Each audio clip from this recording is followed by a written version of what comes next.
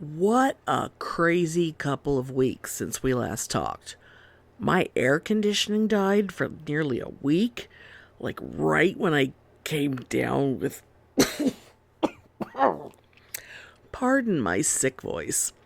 But this year's con crud turned out to be COVID, and I still ain't right. This year's Frightmare special is super special and supersized because I ran around with my microphone talking to strangers. And well, I best get to it because you've got a lot of content coming at you.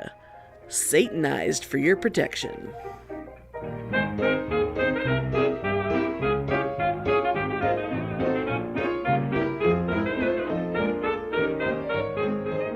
Welcome to Pitney and Amelia's Bitchen Boutique. We may be awful, but we're right. Well, welcome everyone to the 2024 Texas Frightmare Weekend special episode. Oh my god, you guys. It is now Sunday, the closing day. Texas Frightmare is now officially over, and boy, have we got some stories. There's some other stuff coming up in the episode, too, that is a little special to this year. Oh, here comes the air conditioning. Oh, uncontrollable room issues. So we're in the hotel. Oh, who's we? Well, Pitney ain't here, but that's a whole other story. I am joined with my husband, the cuteness. Hello. Mr.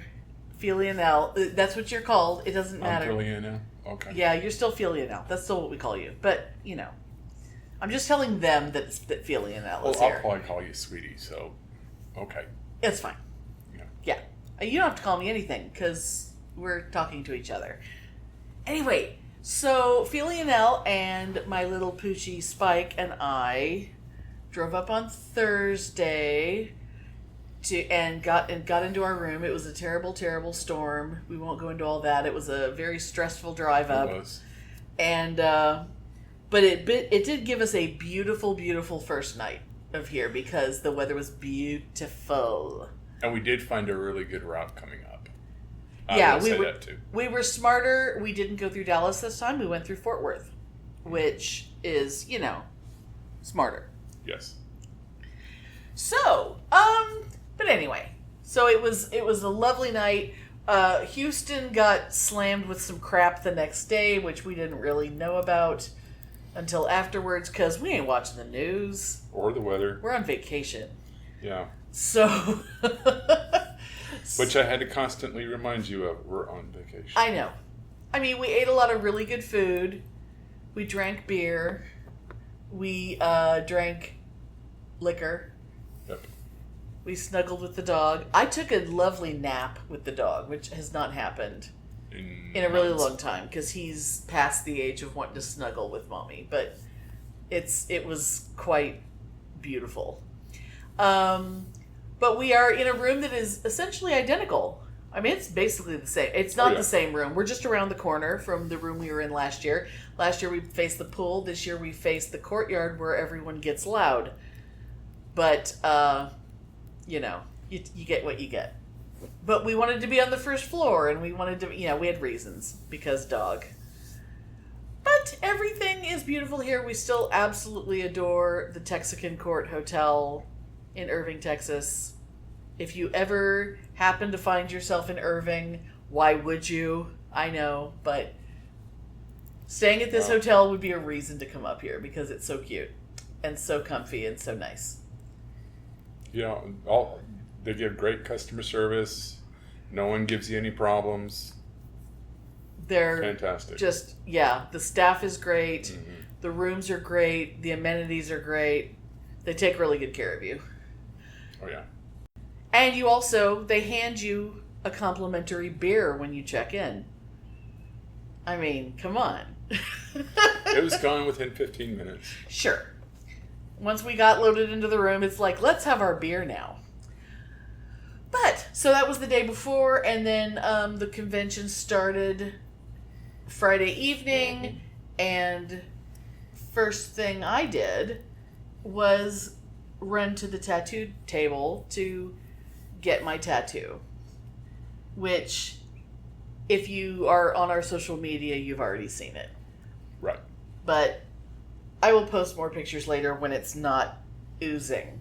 When it's not bleeding and or oozing. But it is gorgeous, gorgeous work from Sean Kama at Halloween Tattoos. He's a great guy. I love his work. And he had 3 different artists with him this year. The year that I got my ghost, it was just him and this one woman. And she was the one who did my ghost 2 years ago. But, yeah, it's, that was fun. And then Philly and Elle sort of wandered around. Yeah. And then we wandered around a bit together. We did a lot of shopping over the 3 days. We took a good look at all the dealers' tables each day. Yeah. Which is, you gotta do the quick scan. You gotta do the quick scan first. The Verity Noslin patented quick scan. Yeah. And one thing that was really funny to me is that there are certain vendors that I always visit and give love to at Frightmare. Like, pretty much every year I have bought art from a certain artist. I've bought drinkware from Drink with the Living Dead. Everyone go look them up. They have their website is still, but it's been under construction for years, but they do have a Facebook page. They're artists who etch glass. I mean, what do you want? But just certain things that I always do. Do you want to put all that kind of information and links in the description of the podcast? I do. You do, okay. But yeah, the certain people that I shop from every time, I made sure to take you to, so you could see all the people I love, and immediately you're like, yeah. I would like to buy some art, please. I would like to buy some pint glasses, please. Well, he just happened to have them out right there. So it was kind of perfect. Jim Ferguson, who does these beautiful, like very nice man, perfect shot, really really nice guy. He's been at Frightmare. I'm not sure if he was there the first year, but he was definitely there the second year, because I think that's when I got you the Lebowski. Well, you got me like 2 or 3 all at once. Yeah, but that was later. That was later? Okay. I got just the Lebowski the first time. Okay. But yeah, that was definitely the second year, because I just remembered what hotel that was in. So, but he'll take like a perfectly framed shot from a movie, and he replicates it in very finely detailed like watercolor, and. Yeah. They're amazing, and he will pick sometimes the oddest moments from movies, but the composition of the shot is always just incredible looking. Well, yeah, the 3 that I got was from the Cornetto, and the Shaun of the Dead one was the scene with Sean and Ed, thank you. In the alley with the zombie in the background. Singing, leaving the pub. And then the zombies in the background. Yeah. And then there was a Hot Fuzz one with the swan in the back seat. The police car, yeah. And then he had only just this year done The World's End. And because he had all 3 of the trilogy, he had them sitting there in a row. He's very good at marketing. Yes, he is. If he's got 3 that go together, he will lay them on the table that way, so that as soon as you see one, you immediately see the other 2, and then you're like, well, I have to buy all 3. Because he does a deal for if you buy 3. And we ended up buying 4, actually. Well, yeah, but that's for another thing. Yeah, that's another thing, and it's for a gift for someone, and we won't say. Not that they're going to listen, but still. No, well, you never know. But it's a gift. It's none of your business. And then... Rude. No, it's not. Oh, okay. No, it's not. Not at all. Okay, so then we, let's see. Was that all we? Yeah, because you had all the pictures, you had all the art, so that we went and ran back to the room. And you panicked because I put the big one in the backpack. Yeah, it was. But the thing is, you couldn't see how it was straining your backpack, and the zippers didn't look like they were going to stay up. It was going to be fine. No, it was very scary. It was going to be fine. So anyway. Yeah. Oh, but the other thing was this year, because little Pupperino actually came to the con with us in a lovely shoulder bag that he laid down. Well, the first night he was just sort of standing with his head down. But he's really cute. Like he knows when we take him back outside, and he kind of, that's when his head comes up and he goes to stick his snoot out the hole. So he's like, "Are we going home now?" It's like, oh, he's being very sweet. But yeah, because last year Filianel didn't. He stayed in the room with the dog. I came on the trip but didn't have a ticket. Right. He didn't come to the con, so he and the dog just hung out in the room and had a relaxing. That was my promise to him, was he got to have a relaxing few days in a hotel and watching movies and whatever. And then this year, of course, they both came to the con with me, which was fantastic. Let's see. Then the next day, what was the big event of Saturday? Saturday was the panels. I was going to try to do panels, but that wound up kind of being a bust. But it was more of the dealer's room, and we did more shopping. Yeah, we were smart.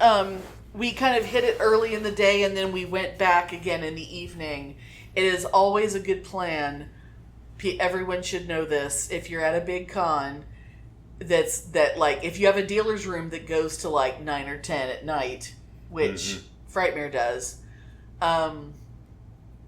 because they have so much programming, they have to accommodate everybody. Yeah.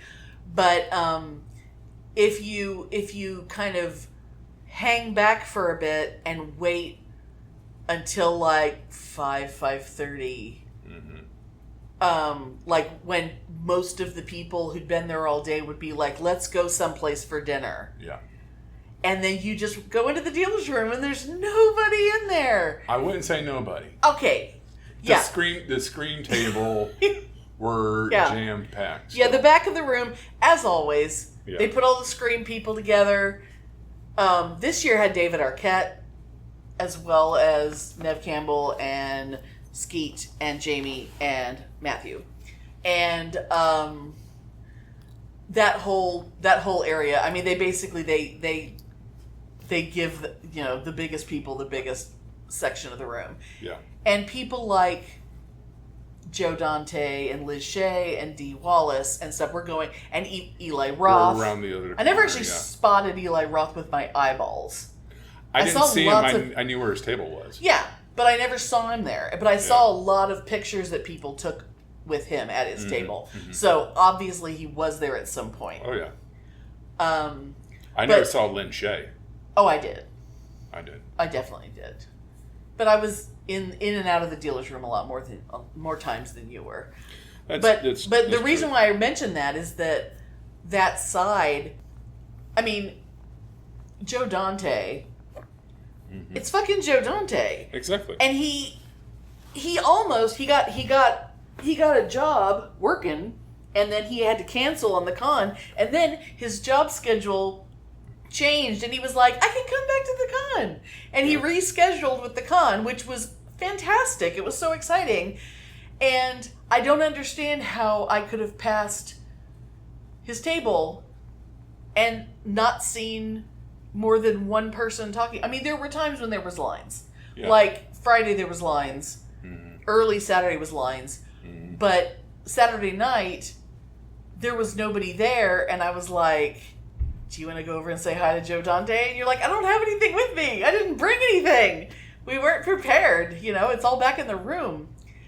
So you had a big fun autography day. I didn't. I wholly recommend that if you're big for autographs, and especially if the guest is staying throughout all the days of the convention, that you wait till the last day, and you'll be surprised how many you'll get within a relatively short amount of time. Sure. I mean, even the Scream people, the lines. I mean, granted, I was there until 10 minutes before the dealer's room closed. They weren't bad. No, but they weren't bad, and they were moving. The biggest one was the Doug Jones line, because it was going around the side of the room at times. Yeah. But part of that. Because I'm going to get to Doug Jones in a second. Part of that is because he's such a chatty Cathy. Well, yeah. And he doesn't take one picture with you. He takes a dozen pictures, and they're all weirdly posed. And there's many instances of him flying. Like if you and I were there, he would have jumped into your arms.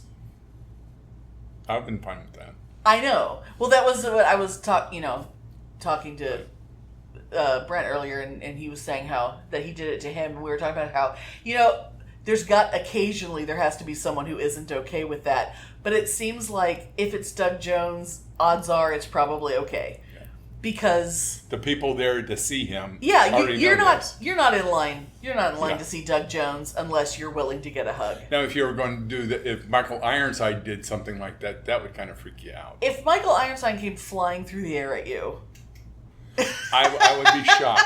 I would be shocked. I would be flattened if he jumped at me.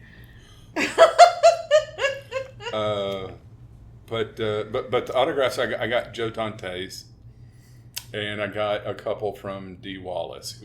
Her table was right next to his, and she was chatty. And she was very chatty. If you've ever met Dee Wallace, you're in for a spell.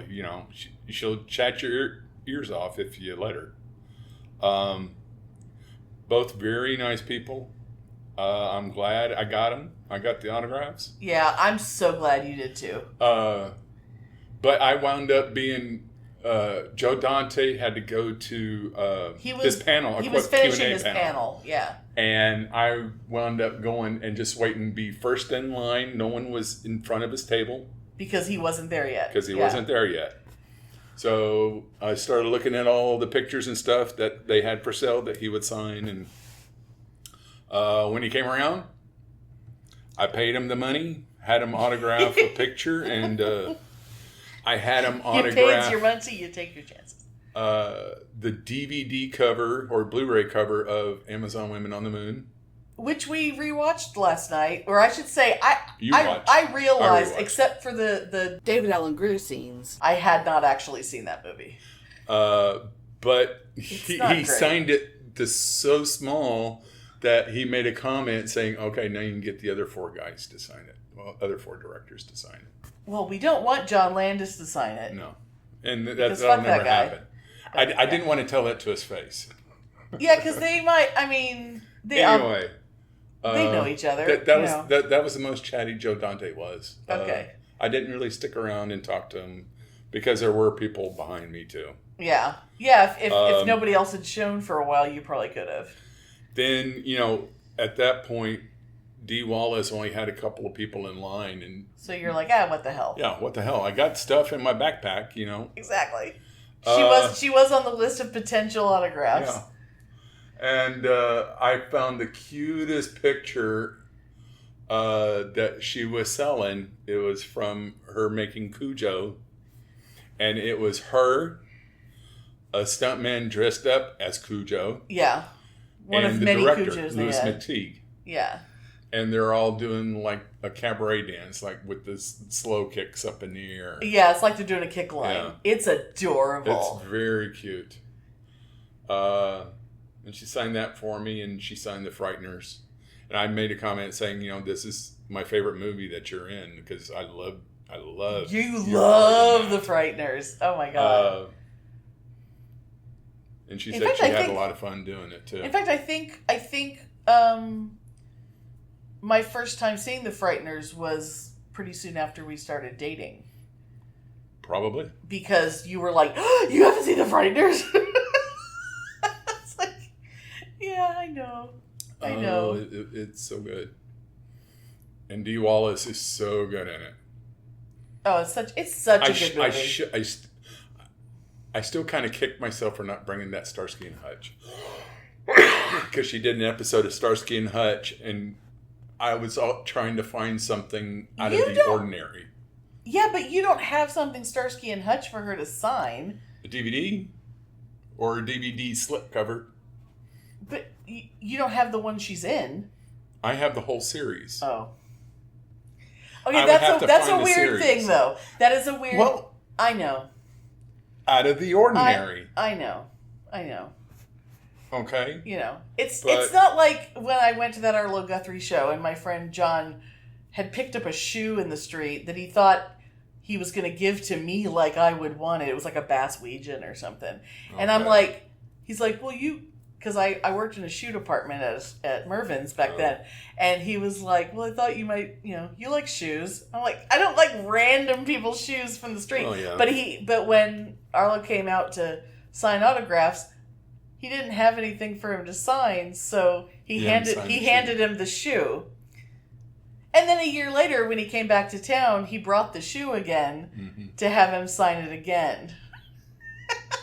And he's like handing him a shoe. He has a look on his face. Then he looks down and sees he's already signed the shoe.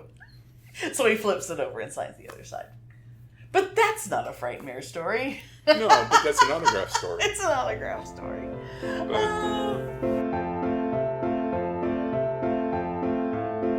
I always wondered how easy it would be to just walk up to a stranger and ask them if they wanted to play a game with me.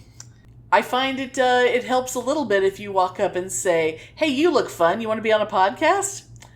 And I got some people to play a fun little game of horror fuck, marry, kill with me. What y'all's names and where are you from? Candace, I'm from Lorena, Texas. Liz, I'm from Lorena. John from Lorena. Cool. Chris, Irving, Texas. Irving. Oh, a homeboy here. Okay. So what is your name and where are you from? My name is Jess. I'm from Fort Collins, Colorado. Very nice, very nice. Joey Crocker. I'm from Mississippi. Very cool. Have you been to Frightmare before? Since 2009. I haven't missed a show. So. Sweet. I've only missed a few, but I was at the 2009 as well. And your name is? My name is Brandon Runnels. I'm from Mississippi too. Excellent. That's awesome. Do y'all have good cons out in Mississippi? No, not at all. Oh. I mean, what's your name and where are you from? Are you also from Mississippi? Yep. John, Mississippi. Excellent. I'm Mel, and I am unfortunately from the DFW area, and I am with the Queer and Loathing podcast. Hooray! And that must make you. That makes me Brett, who I'm also from the DFW area, born and raised in Plano, but don't hold that against me. Oh my God. Yes, also of the Queer and Loathing horror podcast. Woohoo! Oh yes, we will definitely get into that more later. So I assume y'all are familiar with the game Fuck, Marry, Kill. So, in case any of you aren't, I'm going to give you 3 big horror icons, and y'all will make your picks. For example, like if I were to give you Universal Monsters, or I would say if I were to give it to me, I would fuck Dracula, and I would kill Werewolf because he's got shape-shifting issues, and that's not something I want to deal with. And I would marry Frankenstein because he's like a sad romantic. I have a lot of very strange little categories here that have amused some people and frightened others. Great. That's so good. possibly where we thrive. Yeah. So, for example, moms of horror. Fuck. Exactly. So, but I will point out, if you do choose to marry one of these ladies, you might end up dealing with their kid. So that's something to keep in mind. So we have Margaret White from Carrie, Pamela Voorhees, or Nola from The Brood. Oh man, that's a good one. Yeah, you're Oh, ready. I think this is easy for me. Okay. So I'm killing Carrie's mom. Okay. Because I'm pro Dirty Pillow. Totally. And Oh, she's so absolutely. anti-Dirty Pillow. Anti. We're never going to get past that. Yeah. I'm going to fuck Jason Voorhees' mom. Okay. Because as you said, I don't want to be stuck in the long run with not, Jason. Not that good. No. Yeah. And then we'll brood it up for life. I could make it work. Sure. I could fix them. The Edgar's adorable anyway. I definitely see where you're coming from. Yeah. Yeah. Do you have any opposite choices in there? So, well, you have to kill Margaret White. I just don't think you can let that woman live. She's just so awful. I don't know. I feel like I would fuck the Brood Lady, but I would use protection. Oh, yeah. Oh, God. You know what I mean? Like her. We don't her, know what's going on and, there. No, and like I've seen her children and what they do, and I'm not interested in co-parenting. No. Absolutely not. And I feel like Jason is protective of his mother figure, so possibly that protection would extend to me. So that's a good idea. That's a good idea. I like that. I like that very much. Fantastic. I guess Jason's mom back in the younger days. That's who I picked. Yeah. For fucking fuck her. Marion. Okay. We're not marrying nobody. That's a bad game. I would just do the fuck game. Yeah, the Mary is a hard category. Wait. Kill the lady from Carrie. Yeah. Okay. Shit, I don't want that juju. Yeah, she's nuts. She ain't gonna be able to reach me from the other side. I'm just saying. Yeah. I'm just saying. So yeah, no, she's got to go. Yeah. And then what were the other two? Jason's mom and the woman from the Brood, the Cronenberg movie work. Fuck Jason's mom. Yeah. Marry the other one. Okay. I'm going to marry Pamela Voorhees right off the bat. Being Jason's stepdad, I think I could live with that. Yeah. Let's kill the Brood. Yeah. That was Terrifying. messed up, and I guess Margaret White's my F. Yeah, like, wow. She'd be good and crazy. I mean, like once you talked her into it, I think she'd be fun. I think I'm just stick with I'm gonna stick with you on that one too. I don't. Okay. All right. I mean, truth be told, none of them really. I'd kill them all. I do have a dad's card if you want me to go in that direction. No. Well, you know what? I'm gonna since moms went so well, I'm gonna find my dad's card. I have. We are pro mommy and we are also pro daddy. Absolutely. Well, I also have I have a dad card and I also have a Zaddy's card. Right. Okay, so horror dads, Larry from Hellraiser, Steve from Poltergeist, or Jack Torrance from The Shining. Oh, okay. So I'm killing the Fred. Yeah. Dead. I don't want him anywhere near me. Jack Torrance, I would fuck. And then Poltergeist dad is like just such a good dad. Yeah, I think I agree. Yeah, I agree. I think those are my same choices. Yeah, actually. I think this is good. Gotta marry Craig T. Nelson. Yeah. Oh yeah, although not so much now, but the character. Right. Yes, absolutely.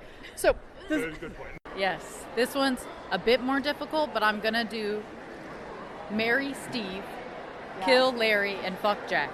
I could go with that. Yes, absolutely. Let's see. I kind of like the anger in Jack. A little bit, yeah. Let's jump into Zaddy's for a moment. So Seok Woo from Train to Busan. Whew.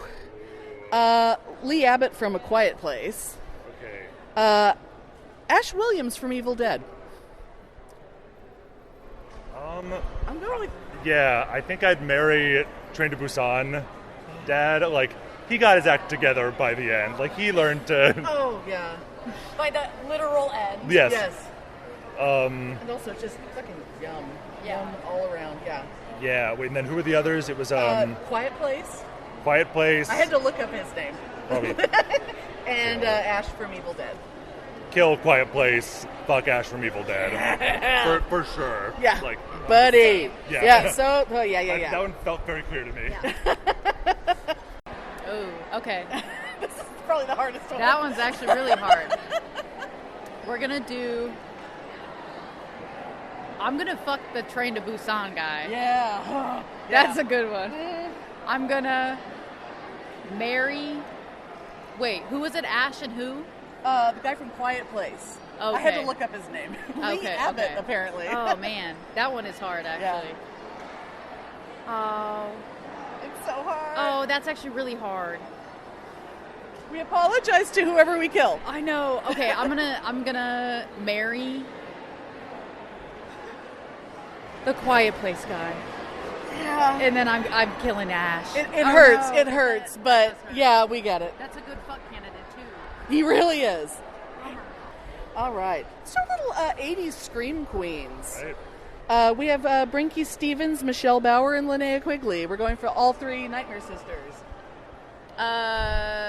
Linnea Quigley, I think I must fuck, right?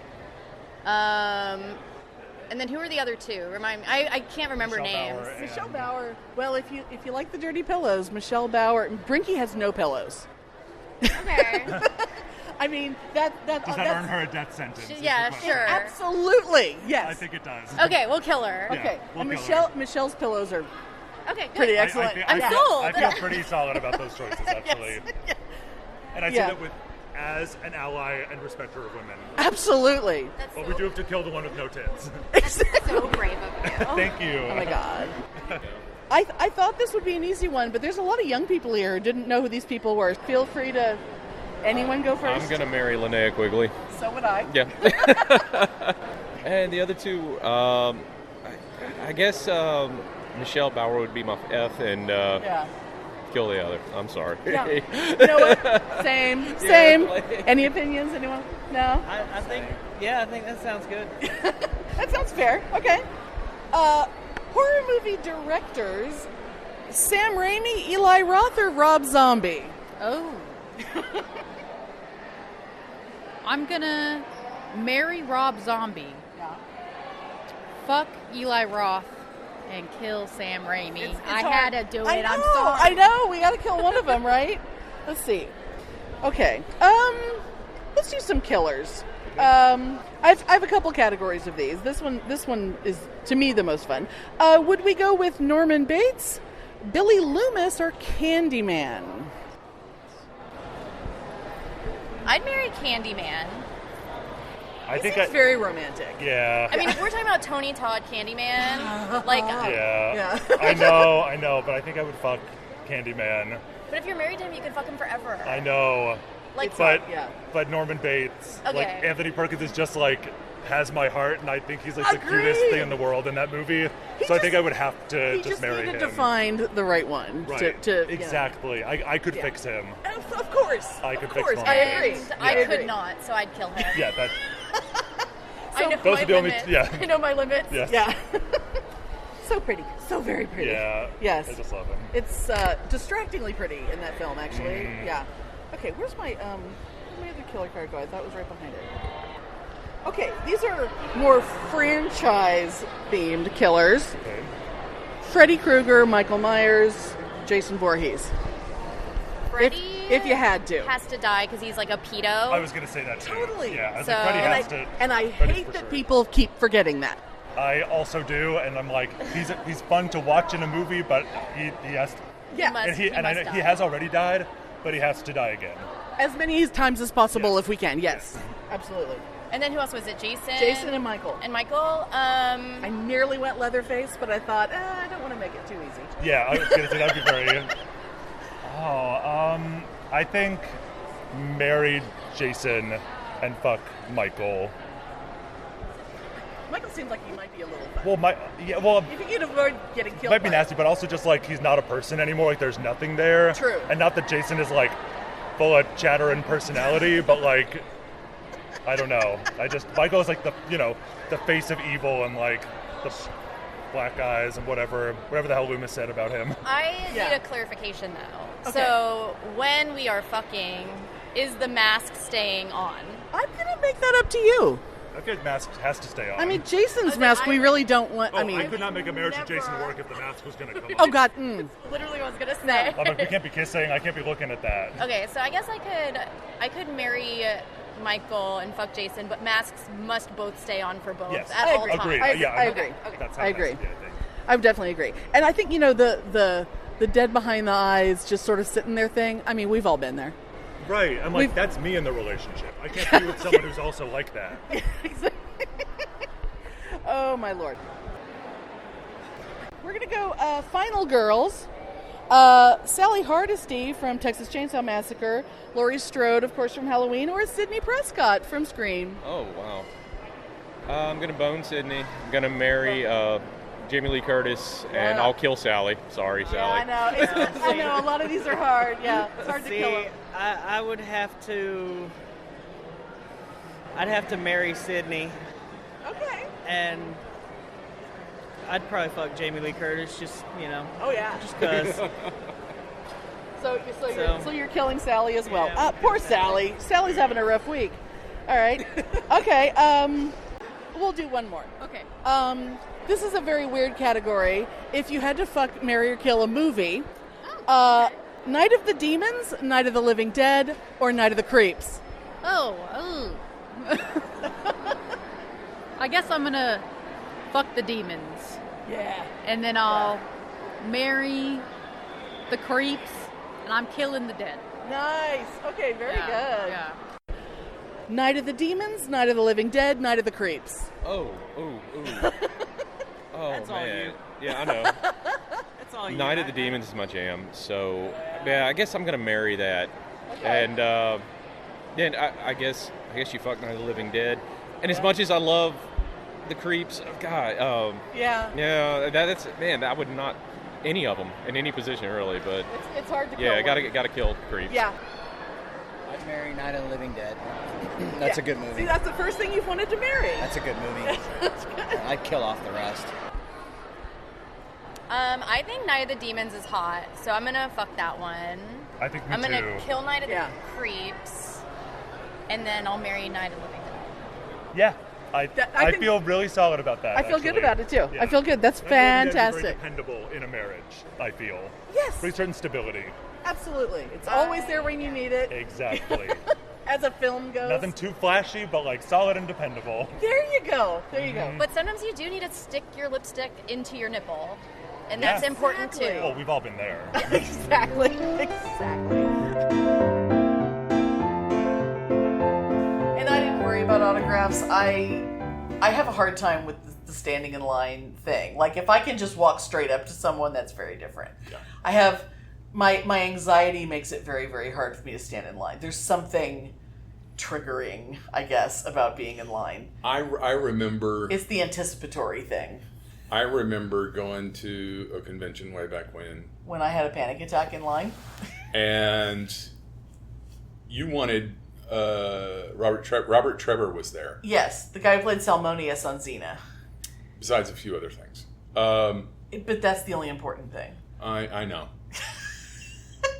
And I wound up having to go in her place, buying his book and him signing his Yes. book.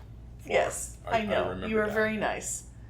I wanted to, but I was just starting to have like a panic attack, and it was just like And I it's don't know fine. why. And the thing is, it's not about meeting them. It's not. It's just the anticipatory thing.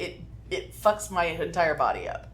Yeah. It's a weird. Anxiety sucks. Like if any of you out there don't suffer from severe anxiety, you're very, very fortunate. It is terrible. It's like you wouldn't have been able to do the Ted Raimi thing that I did way back when. Oh, when you just went When I went over there and talked to him. Well, I would have been able to do that easier than standing in line to meet him. But maybe. I mean, that's one of the reasons why a lot of con things I don't do. I'm gonna force myself to do some at GalaxyCon because I'm never gonna get to meet the Our Flag Means Death people again. I'm never gonna have that opportunity again. You better be doing like some deep breathing exercises. Oh, it's gonna be hard, but I'm gonna do it.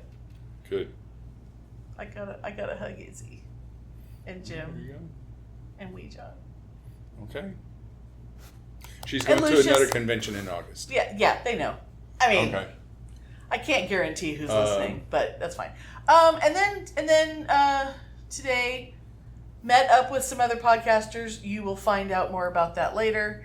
And I went to the Doug Jones panel, which was going to be the second to last panel of the con, but it ended up being the last panel of the con. And you know, I always love being at the last panel. And it of was the con. Dermot that was supposed to be the last. Yeah, Dermot Mulroney Yeah. was here for, I guess, I know he was here yesterday. I'm not entirely sure if he, and I think he may have actually been here for part of today, but I think something happened with his flight Scheduling, leaving town or maybe, some yeah. scheduling thing where he wasn't going to be able to be here for the entire length of the panel. So he just stayed at his table longer and then left from there. But what was it? 2 years? No, it would have been 2 years ago when I got the year that I got this. I was at not only at the last panel, but I was the last question at the last panel, which they always make a big deal about. Okay, this is the last question at the last panel of Frightmare, whatever year it is. And God damn it, I made a point of paying special attention to what the last question was this year. It was a really good question, but it was very silly. But I mean, with Doug Jones, everything is very silly, but we kind of went over his entire career from when he was doing commercials, and how big the Mac Tonight campaign was for McDonald's, which was only supposed to be a local campaign to start with, but it was so popular that they went nationwide with it, and then they went worldwide with it. And he said he made 37 commercials for Mac the Night. Wow. Mac Tonight. Yeah. Not Mac the Night. Mac Tonight. For McDonald's, and he bought his house. That was like one of the most steady and well-paying employment he had for a long time. And he was kind of talking about the a lot of the work that he got. Well, up until becoming, meeting and becoming friends with Guillermo del Toro. He apart from when he was still just sort of flitting from job to job as an unemployed actor, and even meeting him the first time was because of, he said it's usually like effects people and makeup people who, if they if he got along well with someone on a job or he knew someone from somewhere, like the guy who was the makeup guy who created the Mac Tonight head, who was there, during that whole period, he ran into him on a set of something else that he was doing some background work, and that guy goes, "Oh, hey, I'm working on something else. You doing anything tonight?" And that was when he ends up being in a scene in Mimic, which was Del Toro's first movie in America. Yeah. And Guillermo was down at the street level, and he was standing up on the top of the roof, with a coat on that was sort of flapping in the wind and sort of leaning over, and they were shooting him from really far away. And it's like but that was like the beginning of being curious about each other and meeting and having conversations, and here's my card. Oh, that's cool. And 5 years later, he still had Doug Jones's card in his wallet. And when somebody when Hellboy came a calling. Well, yeah, he said that they had given him the what's it called, the maquette, the 3-dimensional sculpture that scaled down, so that he could finally see what Abe Sapien was supposed to look like. Yeah. And they unveiled it, and Doug says, as the story was, he goes, because I was not there yet, I wasn't there, he fell to his knees and said, "You're so beautiful, and I am so fat." And then someone in the room, who was someone who had worked with Doug on something else, said, who'd be perfect to play this is Doug Jones. And he goes, "I know Doug Jones." And he pulls out his wallet, and he pulls out his business card, which was a hand-drawn picture of himself with his phone number on it. And that's cool. Yeah, and he kept it in his wallet for 5 years, so he was able to call him right away. And a day or two later, they were meeting about that. And I mean, and the rest of his career is just kind of, gone through. Oh, I know what the last question was. I think the last question was about a guy who recently passed away, who was who played 4 different characters in Star Trek Discovery. He was a good character, Klingon kind of character guy, and who not long after starting on Discovery was diagnosed with ALS, and as the disease took him, eventually he couldn't speak anymore. Right. But because he knew it was coming, he had filled a computer with his own voice saying all these different words, so that when he did speak through a computer, he was speaking in his own voice. And that's a lot of forethought. Yeah. But I think, and he was really young and had kids and all this stuff. And Doug was like, "Oh, why did you ask me this question?" Because he was talking about what a great guy he was. And it was very It was very cute. And the girl who asked him the question had been on they were on one of those Star Trek cruises when they found out that he had died. And so, and that guy had done several cruises before that. So, they had like that evening, they just had like an impromptu big rave up on the cruise ship. And the girl who asked the question, she was like, I know, I was there. And it was like, he gets very excited, and he gets, he's a goofball, but he's also, he is a human cartoon. Yeah. And well, he's very lanky, very tall. Yeah. He's perfect for, being in prosthetics. Yeah. Because they could just about mold anything to his body, and he could totally. And the character can still be so skinny you can't believe there's a person in there. Yeah. Yeah. And he's made a career on that. It's like it's been an amazing career. But we did have there was an extensive discussion about Shape of Water and how it was such a huge thing for monster movies. Yeah. To, that hit the Del Toro's speech at the Oscars is still one of those great moments, because it was very vindicating for all of us who love monster movies and who see more in them than guy in a rubber suit. And we appreciate, there's so much more to them than that, and it's only the people who actually watch them will know. And that truly that movie wouldn't have worked and wouldn't have been this Oscar-winning movie if the guy playing the fish dude wasn't Doug Jones. Wasn't extremely talented. I agree with that statement. Having not seen it. But he said that because we were talking, I say we as if I was in there, but them and the people in the asking questions. We're talking about the differences between, the fundamental differences between Abe Sapien and that Fishman. Right. And it's that, Abe Sapien is verbal and intellectual and, and all these things. And basically the guy in Shape of Water is an animal. Yeah. That is basically an animal that people see as a monster. Yeah. And, and a lot of time it's he had to remember a lot that, I'm basically playing a dog. If characters are talking to him and he's looking at them with big eyes, but he doesn't know what they're saying. He can't communicate. Yeah, he's not getting what they're talking about, but he has a nice face, so they're talking to him or whatever. But that's an impressive thing for a human to be able to do, But he's a genius and he's wonderful, and he's just the coolest. But he is retiring from character work, and he's going to do human roles. Awesome. Yeah. Well, he does. This is the last season of Star Trek, so he doesn't have that kind of a makeup anymore. Yeah.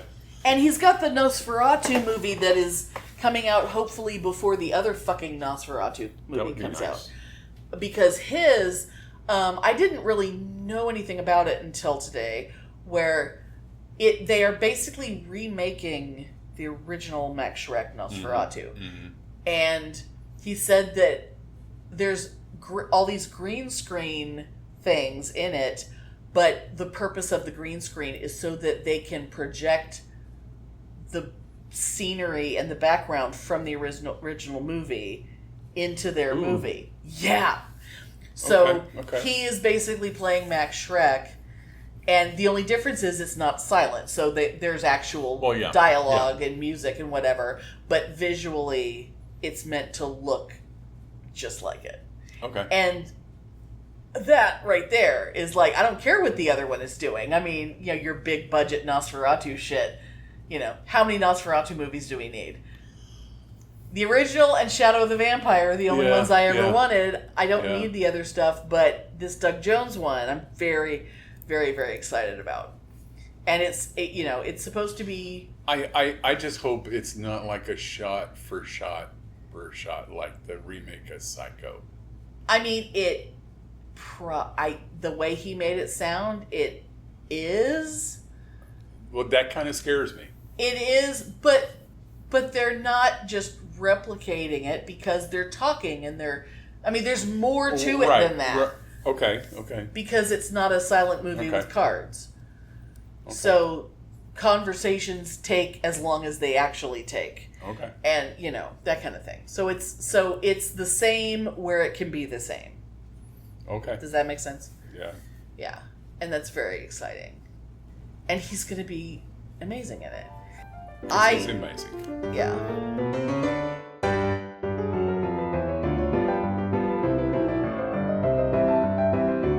During the con weekend, I happened to notice an ad for a podcast that I immediately went looking for on the social media. And we met up, and so I had a lovely little chat. So I am here with Mel and Brett from the Queer and Loathing horror movie podcast, and we just met online the other day, and it was terribly, terribly exciting, and I just had to find them and had to meet them, and I would love to find out from you guys, since we are a podcast of friends who just want to talk to each other about the stuff we'd be talking about anyway, how has it been starting a podcast since we're old timers? How has that been for y'all? I've been having a lot of fun. I think for us it's figuring out what lanes work for each of us. Brett's been doing the editing, which I have no desire to ever do, ever. No thanks. But I love making images, and we have our... I basically do everything. He shows up and is hilarious. The talent. Yeah. And then our third, who only came for the first day of Frightmare, does some of our more organizing stuff. And tracks our analytics. Yeah, which all of our I also don't want to do. Listeners. Yeah. I keep thinking that I want to do things like that, but then I just get sad. So I don't have a brain for it. Yeah. So, yeah. Yeah, I used to get really, really excited about that stuff and be like, hey, we have one listener in Finland. We did a whole episode called Hello Finland because we're like, why is someone in Finland listening to us? So we just kind of geared one whole... And after that, Finland. You put the word Finland in your title of an episode, and all of a sudden people from Finland keep showing up. Hey. Make note. Yeah, Finland. They're hungry for podcasts in Finland. I should have known. But yeah, how's it been for you? Yeah, it has definitely been fun, and it's also been... for me, really challenging. Yeah. Not to just interpersonal stuff with giving each other feedback. We're still navigating that. Oh God, yeah. And just I've not. It'll get a lot easier for sure, and it already has. So it's we're on a good track. Yeah. And I had done so little editing before starting this, very little. So I'm really learning on the job. Oh yeah. And it is fun. There's aspects of it I enjoy, but it is. Oh yeah. Very challenging for me, and it's felt very vulnerable to make something and put it out in the world that people can hear. It is kind of a weird thing at first. I was expecting to hate to hear my voice, and I only just learned the other day that Pitney hates his voice. Oh. Hates it. And one time we got feedback from someone who said they don't like his voice, and it hurt his feelings more than I expected it to. And I was like, honey, there's nothing wrong with your voice. People, and in fact, he thought it was I just me and my big gay voice, and I'm like, no, actually that wasn't what he was criticizing at all. It was the fact that you have a lot of vocal fry, and I said, you know what, ever since then, I fry on purpose a little bit, because that guy can go fuck himself. That's my lane. I'll say, as our resident vocal fryer, that's my lane. I didn't realize how much I did it until I was editing my own content and going, man, sometimes I just get right down in there. But really, his voice is higher than mine because I'm basically a tenor.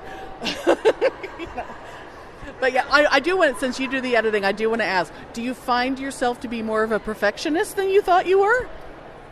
Yes, and I already kind of thought I was a perfectionist, but I'm so good normally at keeping it under wraps or just not trying something if I don't think I can do it perfectly. It's good enough. Yes. Right, and trying to reach that, like, it's good enough, I can just let it go. It doesn't need to be the perfect thing it is in my head. Oh my that God. It doesn't exist. Like, that's Sure. perfection only lives as potential in your head. Right. It's nothing we can actually experience in real life. So just trying to remember that. That's very good. I just, as the technical person on this end, I have to ask that because I am such a perfectionist, and I got to a point where I'm like, I could edit this for 6 hours, or I could edit it in 45 minutes. Yeah. It's like, but when we started our technical setup, the mic I'm holding in my hand right now was the mic we used, and we realized very quickly that my voice booms and his voice just does not. And I had to sit like across the room from the mic, and he sat right next to it, and all one big track, which I didn't realize how stupid that was. And I got afraid when he moved back to California. I got afraid that we were going to have trouble. I was like, 2 tracks might be hard. No, it's literally it's a lot easier. It's so much easier. Yeah. Because every time he oh my God, you're killing me. Stop. I can hear you typing. You're not listening to me talk. But when you've known each other for 40 years, you can say that. Yes, and we have known each other for a very long time as well. Yeah. Because we met in 8th grade. Mel and I met in 8th grade, and then we met Samantha in 9th grade. That's so we've been friends fantastic. for quite a while now. So how long from when you thought, should we have a podcast? And then you actually decided, you know what, we should just do it. Like 2 years? Yes, Or probably so? 2 years. And the original idea was just for Mel and I to do it because we're the horror fans.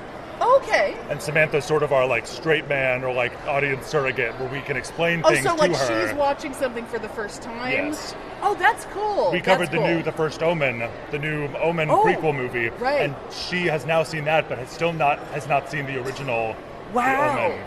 Yeah, she's our scaredy cat, but also like our glue. And she's the one who wanted this podcast to exist. And we're like, we're not doing this shit if you're not joining us in this. Yeah, it was a hostage situation. So these were like the conversations you would be having in the car or whatever, and you'd be just like, we should just start recording our conversations. Is that kind of sort of? I think we're on a similar wavelength in like analysis, like how much we like to analyze, and also our tastes are different but similar enough, and there's enough overlap that I thought could be entertaining to listen to. And it's so much better if it's not quite the same, because two people who agree on everything, I don't want to hear that. No, I agree. But also it's funny because I find myself editing out things where I'm like, this is a car conversation. This is not going to be interesting to a general audience. Like, I'm taking this out. Like, I find it interesting. Right. And while we were recording it, I didn't think anything of it. Yeah. And listening back, I'm like, that's not what people want to hear. That's what I want to hear. Yeah.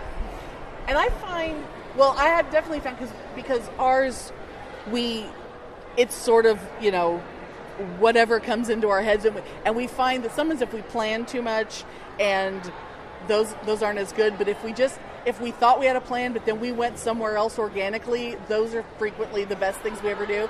And we started to realize, like, I think over time, and that y'all might find this too, over time, as your listeners get to know you, then those other conversations will become like, oh, well, that sounds like something Brett would say, Yes. People will start to like associate things with each of you, and I think it might get a little relaxed after a while. I'm sure it will. Yeah. Yeah, we're trying to keep the mass appeal. It's that which is a hard thing. Although I think with them, if you have a very specific topic, which clearly you do, and I do kind of want to let y'all kind of promote the podcast in the sense of explaining how is yours different from, say, other horror movie podcasts?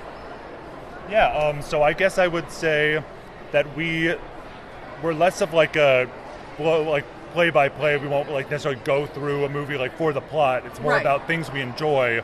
But I think what's so important to us is that we keep just an irreverent, fun tone. Not take anything too seriously, like... Not be like those movie people. Right, yes, or just like, Reverend and Toad, even with the editing, like fake, like recurring segments that don't actually recur, or like editor notes that like were planned from the start, or just silly things like that. And just also talking about these movies through a sort of queer perspective. Yeah.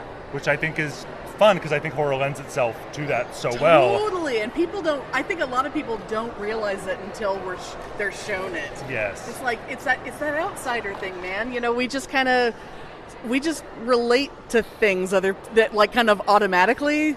Not, you know, it's not like a direct correlation. We just get there's it. There's a certain affinity. Yeah, I would say. Absolutely. Yeah, on Monday we're having an episode come out where we're unveiling a new segment called "Is It Gay? How Gay Is It? Tell Me."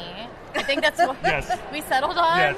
Well, it's subject to change, but yes, that is that is a long title, but I like it. And we rate things on just various scales and various units of measurement. Okay. It's like whatever feels appropriate at the time. Yes. Yeah. You know, the undefinable gayness of all this media that we consume. Right. And then, like, Brett and I both identify as members of the Alphabet Mafia. Yes. And then we have our straight that joins us. Okay. Samantha. Okay. Our token straight. And so we're able to watch some movies that are, like, more purposefully queer-coded. Sure. And then some where it's like, sorry, director, you made a gay movie. Whether you like it or not. You didn't even know. But you done made a gay movie. You done made it gay. You go, girl. That's right. Accidental ally. Woo! Love to see it. Yeah. Oh, my God. Oh, yeah. So, actually, you know, if you want to go into a little bit of the one that's coming up. Yeah, we're releasing so our next one that's coming out is about the not super gay, but slightly gay masterpiece that is M. Night Shyamalan's Signs. Oh, God, yes. Gayer than I had expected, because I thought the gay would be like 0 out of 100, and it's not. That's one I've been meaning to rewatch a lot lately. I keep thinking about it, because I remember loving it so much, and then being, well, except I have a little too grinchy, but, like, I think I might have felt better if we never got to see him better than that first shot, maybe, if he was a little more Bigfootish. But I love everything about that movie so much. And that's what's so interesting about it is I rewatched it recently for the pod with this sort of like blighted shroud that sort of hangs over his name now. That it's strange because when that movie, yes. Well, I wasn't even just talking about Mel Gibson. Not a fan of my people, But even just like M. Night Shyamalan's movies are so stratified now, and even though they're coming out now and some people do kind of like, you know, Knock at the Cabin, like Split was really good. I mean, there are so many like big fat turds in there that nobody is like that fond of. Right. I mean, there's something for everyone, but I am going to yuck your yum if you're like a huge Happening stan. But I think people forget that his first 2 movies, and I would even venture to say like his first 4 movies, are really crafted and masterful. And he has a way of doing it that is unlike anyone else. And it's like everyone eventually makes a 1941. Everyone eventually does something shitty. But it's when their goods are so good. I think that's when, like, you know, my personal thing is like, okay, we have a whole episode about Ari Aster, and because weirdly, Pitney and I both hated Midsommar, but for different reasons. I think it was very close to being a great movie. He had a great idea. I think there was so many things that I found wrong with it that I'm like, I think you're forgetting to tell me you're expecting me to notice something in the background, and you're forgetting to tell me what's happening. Like, you're expecting me to recognize a person that I saw for a second and a half an hour ago, and now there's a vision that you're expecting me to notice and go, oh, I know who that is. You know, that kind of thing. Whereas Hereditary was an utter masterpiece of filmmaking, and I've watched it 1,000 times, and I do not get tired of it because it's so perfect. And it's like, I wouldn't expect so much from Midsommar. I think I would have been fine with it. If the bar hadn't been set Yes. so high by Hereditary. Yeah. I get what you're saying. I really, really feel like if I'd seen it not knowing anything, I would have been so blown away. Because when I saw the trailer, I was blown away by the trailer. You know, so I definitely, M. Night Shyamalan kind of goes in that too. Like, if Sixth Sense hadn't been one of those, like, the second the movie ends, I want to go buy a ticket and go right back in. If it hadn't been that, then I think I wouldn't expect better. Right. And even with the exception of The Happening. Right. I mean, you know, the ones and that aren't... possibly Avatar, The Last Airbender. Oh, I didn't even... Yeah, I keep forgetting that one exists. There's some real bad ones in there that people just don't even think about anymore. But Yeah, I literally forgot that one existed. It's for the best. I'm sorry I brought it back to your attention. I regret it. Oh, man. You'll receive my apology letter. Oh, man. But yeah, Signs. Oh, yeah, that's going to be fun. Yeah, so we have that coming up. Then we'll have an episode covering Star Experience at Texas Frightmare weekend. Excellent. Looking forward to that. And another episode that we recorded about just like horror for children / things that we found scary as children. Oh, and that's kind of our most freewheeling episode where it's not about a single movie. We just talk about a bunch of... Oh, yeah, just as you remember them, sort of? Yeah.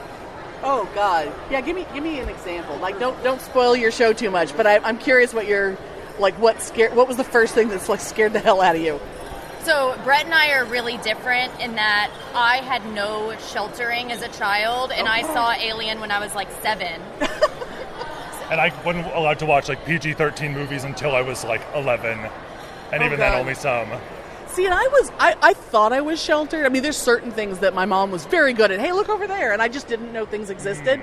But when I was 13, she let my sister take me to Rocky Horror. And, like, I was hearing my sister swear for the first time. I mean, like, that's how weird that was. And, like, and then I don't think she ever saw it ever again. But then that became my whole life for a while. But it was like, good going, Mom. Like, Mom just sensed something. Like, I think she needs this. Like, I don't know what Mom knew, you know. But, like, the scary thing, my thing was always like, well, and that, like, I'm covering up my tattoo I got yesterday of a skull. That's the skull from the Halloween decoration that hung in my sister's window that scared the shit out of me when I was a child. And even, like, Pit and the Pendulum, like the old, the scene where they knock down the wall and his wife's body is back there, and they have that one shot that when I look at it now, I still have a visceral reaction to it. Absolutely the scariest thing I ever saw in my life.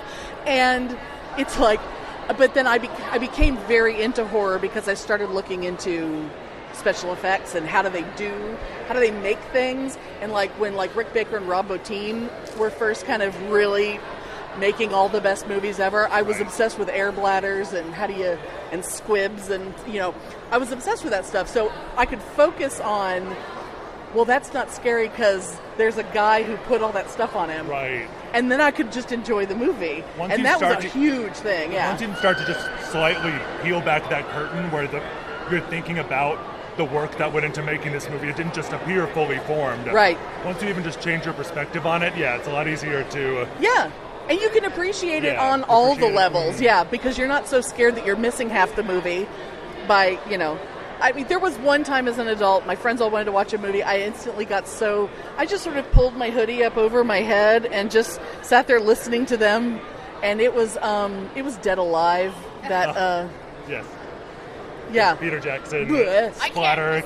So we're really different in that his tolerance for like melts and splatters is very high. I can watch all of the grossest shit in the world, and it doesn't really faze me. Whereas the second, in that movie where they're like at the dinner table and like the pus is like going into his food, I literally shut it off and I was like, that's it for me. I'm done. Oh, God. I can't. Give me more.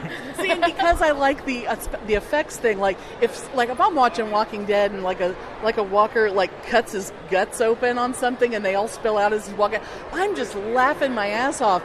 But like if someone in the movie kind of throws up a little bit, it's like, okay, I'm out. Yeah. It's like, that's Samantha's aversion. Yeah, as well. that's spit real. And, Yeah, stuff like that. I mean, I mean, there's lots of reasons why I don't have children, but other people's fluids is a major part of that. Yeah, you want to avoid kids at all costs. Yeah. If that's Yeah. Did you say what your first big scare was as a kid? Ooh, so this is really silly. So it's a show that I don't remember anything about except the image I had in my head of this one monster. Oh my God, I hope I remember it. I don't know. It was I did some research. It was called Ghost Writer. It was these kids who are friends with a ghost who helps them write stories. Is it on Nickelodeon? I may have been. I could God, not tell you. That sounds familiar. But there was I think his name was I don't think I even talked about it on the episode, but his name was Gooey Gus or something. He was a bubblegum monster. Oh, and he was gross. swallowing up this girl in a wagon. Every time we cut back to her, he was covering up more of her body and assimilating her. That's and freaky. He had this creepy face. And when I found the picture, even after all these years, and even though it's obviously plastic, right? I still had that visceral and reaction. it was made for children, so Yes. how bad could it really be?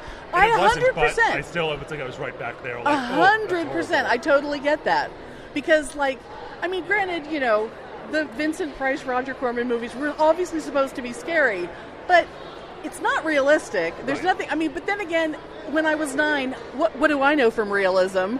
I had yet to go to college and major in physical anthropology and become the kind of person who it's I don't like this bone box has plastic bones in it. Can't I have one with real bones? Can't I have someone's actual skeleton? Because plastic bones feel funny in my hand and it grosses me out. And that person is not using their skeleton anymore. No, so exactly. Let me have it. And that's why I'm donating it turns out later, because when I was there, the anthropology department was very small, and Texas State now has their own body farm, which I am absolutely that's where I'm going when I die. I didn't have the stomach for forensic anthropology, even though I was studying under one of the only forensic anthropologists in the country at the time, and he did the Madeleine Murray O'Hare case, he had her nasty 10-gallon drum bones in his lab, right after I graduated. Yeah, I don't know if I'd have the stomach for any of that, because I would also like to say I have a very low tolerance for witnessing real-world violence. I will see, even passing a wreck on the side of the road, if I think I'll see something, I will physically cover my peripheral vision so I'm not going to see it. I do not like that. See that, and that was one of the things that I was maybe I could do this, and it was you have to have a good sense of humor to be a forensic anthropologist, and he would show us slides from cases that he worked. He was it was kind of hey, anybody, if you're interested in doing this, I will have a class. And so in the general intro class, it's hey, let's, and an explosion at a fireworks factory that, there was a part of an arm. And you have to put a flag, as you're walking through the field, you have to stick a flag. He stuck the flag like the hand was holding the flag, and he showed us that picture, and I'm yeah, that's hilarious. I'm really not feeling good right now, and I may have to go lie down. It's good that you realized. Yeah. That. And I'm obsessed with the field, but I can't contribute to it in that kind of way. So they can have my rotting corpse. There you go. That's your contribution. That is my contribution to science. Because I don't have the stomach. Let people who don't have a problem with that do that. They can have it. Absolutely. Oh my God, it's been so much fun talking to you guys. Yes, I'm glad that we were able to connect. Do you want to do one last plug so I can edit in something that's cleaner at the end? You're our spokesman. Do it. Oh, I would say we should do our outro, and then I'll also be Samantha. Okay. Oh, that's cute. That's okay. So I'll start it, and then that's very all. Bossy. I am. I like it. So that's all for now. Until next time, I'm Queer. I'm Loathing. And I'm Samantha! I love it. Oh my God.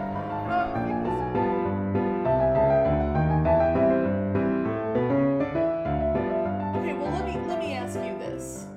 Okay. Let me ask you this, as you would say. Now let me ask you I'm all this. ears. So, you've come to cons before where the con wasn't really your bag, your interest area. Yeah. And we're talking anime cons. Yeah, one of them was. A couple of them were. Uncommon Con wasn't. Uncommon Con was a little of everything. But that was the one with, remember when we were, that was the other one that was in the Hyatt Regency where you sure did a good job of ignoring me in Dallas. You know who I'm talking about. I know. Who we're now referring to as Schmeckle. Yeah. It's the shortest way of saying worst person in the world. But my question to you is, now that you have come to a con that is subject matter of your liking, even though it was insanely crowded and whatnot, I never forced you to go when it was in the tiny hotel. I know. When it was this big, but in a hotel and crammed together. Yeah. But what was your feeling on the con as a whole? And the people. Because that's a big part of this con for me. Okay. First thing, having a liking for the subject matter of the con vastly improves everything. Yes. Okay. 100%. The crowds I could have done without, yeah, but it's a convention, so you're going to get that. It's a very popular one. It is a very popular one. I'm sure they got thousands of people to come to this. Oh, absolutely. The people, everyone was very friendly. Everyone saying hello, how are you, all that kind of stuff. I'd never had any deep conversations with anybody, and that's okay. Especially when I had a little puppy dog strapped to my shoulder. Yeah, you were always, part of you was always paying attention to the angel on your hip. But as a con, I would give it an A. Okay. Yeah, right. As far as if I was to grade it. Okay. If I come to it again, which will probably happen. Yeah. I will probably try to do some panels. I didn't do any this year. It got overwhelming. Yeah. It was just a bit much at points. But definitely bring more money. That was the thing. Because I've been sitting here totaling how much we spent, and we spent a lot of money. I mean, just that first day. Yeah. We spent. Yeah, we're not going to go into it. No. I don't need to tell you how much I paid for this tattoo. No, you don't. But I can imagine. I mean, an artist working. I had. I won't tell you how much I spent on stuff. Oh, I know. But it was fun. The guests they get are super good. Dee Wallace was a treat. It's been a really long time since they've had a guest that was an asshole. Yeah, like maybe Rutger Hauer, because I've heard stories. He was never at a Frightmare, but I'm talking about Linda Blair. Linda Blair was a little horrid. I can imagine. Like, just so fucking rude. I mean, like, everyone is like, people like me who were never even really around her, there were so many stories swirling that it's just like, don't even try. Don't give her your money. Don't, And that's sad. It is. It really is. Because who the fuck is she? Because, the stars that come here and have a good time with their fans, that's just makes all the difference in the world. Yeah. It really does. Like, appreciating, oh my God, all these people are here to see me. Exactly. And they all stood in line to talk to me and whatever, Exactly. And they're paying me money just to have be here. The moment. Yeah. Yeah. And I think some of that is, horror people, a lot of these people aren't exclusively horror. When you're an actor, you do what you can get. But a lot of these people are they're working actors. Like some of them, I mean, they may be very famous, but they're still working actors who have to keep working. And when you're, man, in like recent years, Betty Buckley has made so many shitty horror movies. Yep. But, she ain't doing Broadway anymore, And she's not going to get a Tony. If she can just get away from M. Night and do something better, I'd be more pleased for her. But she's so lovely. Of course, she I always loved think my of hair so much when I met her. She has no idea how fabulous my hair is now. Well, you can send her a picture. I'm sure she's got a Facebook page. No, she has a Twitter. No, You can do Twitter. I've talked to her on Twitter before. Well, there you go. It's been a long time, but yeah. Send her a picture.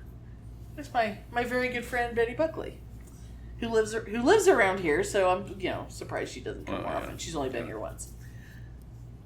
But anyway. Frightmare. But yeah, awesome. Frightmare is a good, solid convention. It really is. And it's run by people who love. Yeah. They love horror. They love putting on events like this. They're actually incredibly good at it. All of the vendors, were great.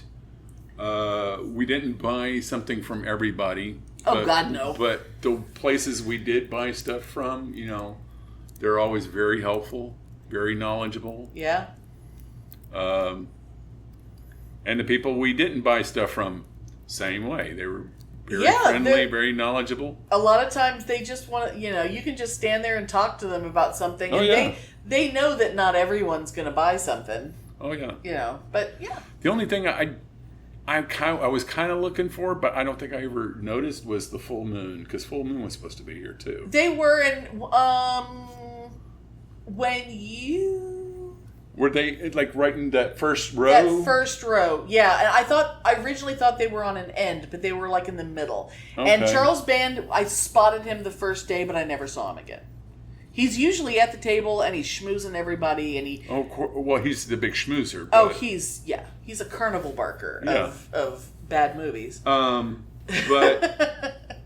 I was kind of expecting a big thing about that, but I didn't really notice their table, so I didn't. It didn't jump out as much as it used to. They used to maybe because they don't have something big coming out right now, and so other people were bigger. Arrow Video had a great table. Oh God, yeah. Lots of good Blu-rays they were having for sale. Lots of good box sets. And the Crimson Peak box set, the new Crimson Peak one, is coming out in a couple of days. Okay. Which supposedly they had, or at least Doug had some. Oh, did he now? That's what he said. Wow. They had some available before the release date because it's a con and you can get an autograph. So. Okay. But I didn't see that. They must have had them. Or you could have gotten all sold out for all we know. It's possible, but he brought it up during the panel, so I'm assuming there were still some. Yeah. But yeah, it's. I'm always kind of skeptical of conventions. I easily got burned out from them. That's why I stopped going. Dealing with crowds, dealing with rude people, dealing with this and that. I stopped going. The horror crowd does tend to be just better if I'm going to spend a weekend with people. Yeah. And although the ones who can't follow quiet time rules at a hotel, the few bad apples. Yeah, but but at the same time, some of those people, when we were checking in and we were sitting outside and enjoying the cool breeze, the neighbors next door gave us free beer. They were like, "You guys want some Corona?" And we were thinking he's going to hand me a beer. That's what I'm thinking. Yeah. And we're like, "Sure, I'll take a beer." And then he walks out with a case of it that was like half full. I guess they put them in their fridge. Slightly less. Slightly less? Okay. But, kind of felt like they put them in their fridge, and he just brought it over and set it right next to our door. Yeah. And it was like, alrighty then. It's like, I've been happy to pay. He didn't take payment. No. We never saw him again. Yeah. Just, like... It's like, okay, thanks. This is just fun. It's too bad I don't want to hang out with those kind of people, because once people are loud and drunk, it's the last place I want to be. Yeah. I didn't like it when I was young. I can only be amused by it for so long. But yeah. So, horror people are nice. I love seeing children there. It's just an absolute blast to see kids being raised. There's like this adorable little girl who, for several years now, has been dressed like Pennywise. I didn't see her. Oh, yeah. I saw some...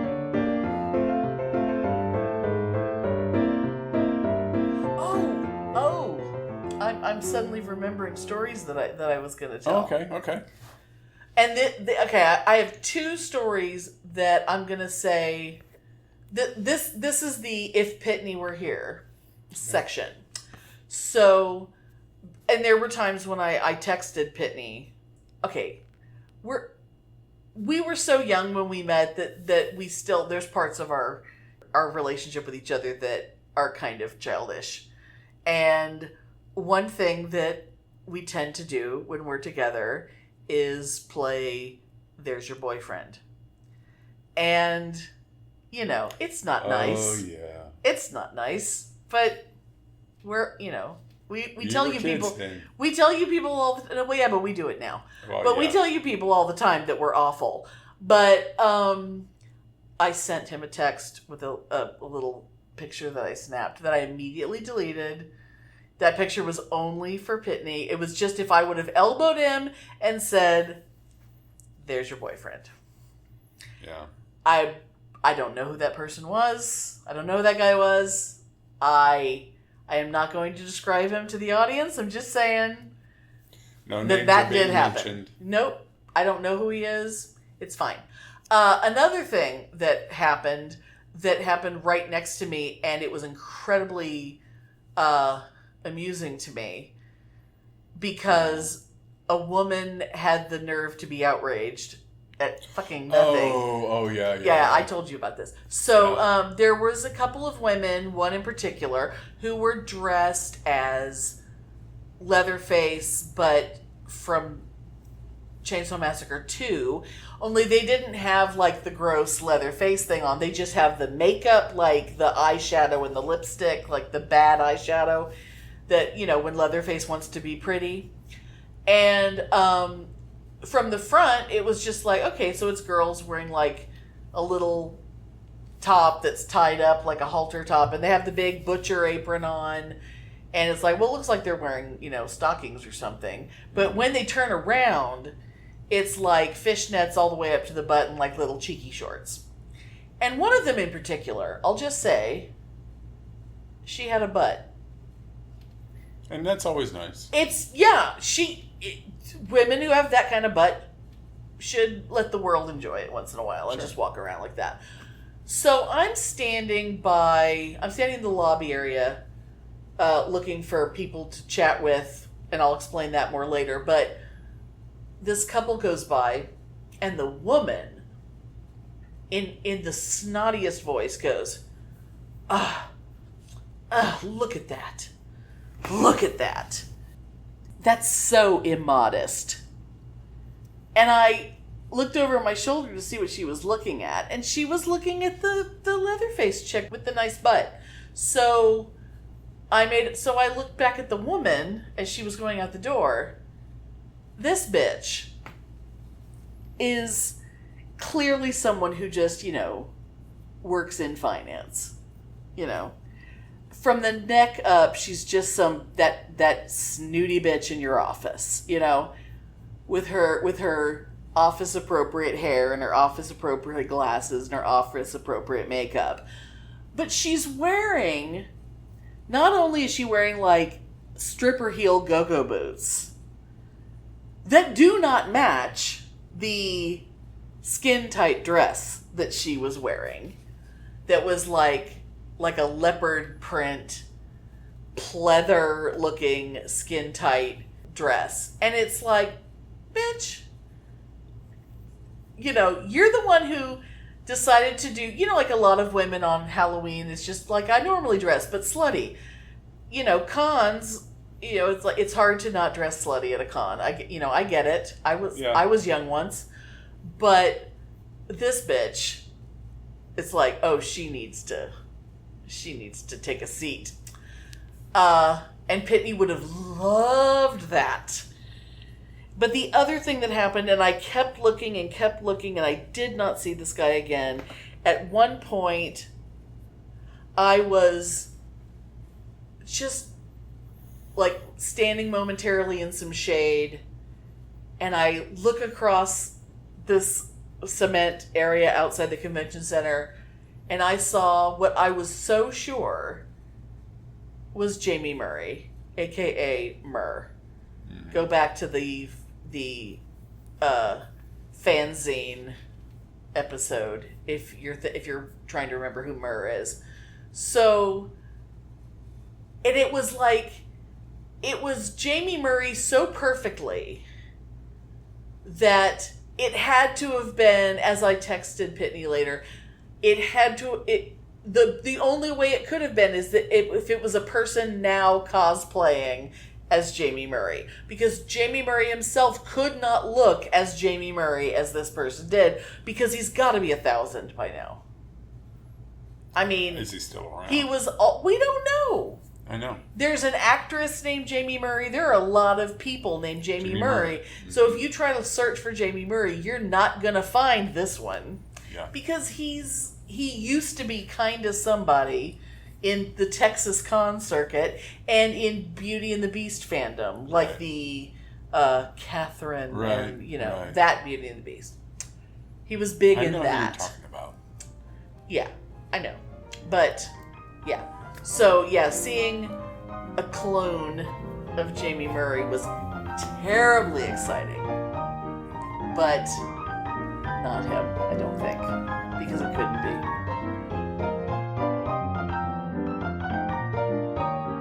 Thanks for listening. If you enjoy our show, please take a moment to rate and review us wherever you listen. If you send us a screenshot of your review, we'll send you a Bitchen Boutique sticker. Everyone loves stickers.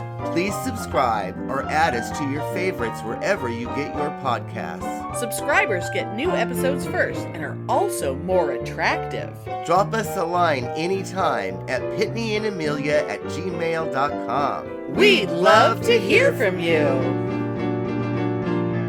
I realized, except for the David Ogden Spears scenes. Klinger, you don't have to suck up to me. I don't like you anyway.